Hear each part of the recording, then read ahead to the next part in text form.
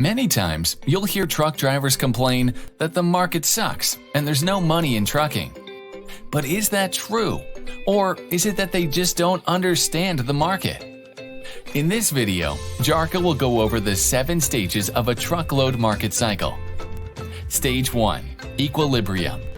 The market rates are stable and carrier capacity and shipper demand are balanced. Stage 2. Market inflation. This means there is less capacity than demand, causing spot market rates to rise sharply, exceeding contract rates. Companies tend to hire more drivers during this stage to take advantage of the lucrative spot market rates. Stage 3. Inflationary peak. Primary tender acceptance rates are low and spot rates are higher. Simply put, suppliers are not willing to pay a higher price to transport their goods until enough capacity, drivers, and equipment enter the market to bring prices down. Stage 4. Market deflation.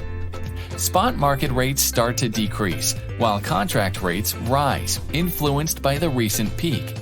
In time, spot rates continue to decline, and capacity begins to exit the market. This comes in the form of decreased pay, layoffs, company acquisitions, bankruptcies, and, in certain cases, companies closing their doors forever. Stage 5. Deflationary trough. Lower rates have pushed too much capacity out of the market relative to shipper demand, which will cause the spot market rates to increase as capacity can't keep up with shipper demand. Stage 6. Second market inflation.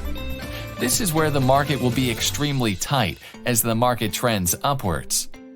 Finally, Stage 7. Return to equilibrium. Carrier and shipper demand are now harmonious until a new truckload market cycle begins. Where are you in the truckload market cycle? Want to learn more? Click the link in the description box or visit us at www.jarka.com. And don't forget to hit the like and subscribe button for new content. We appreciate your support.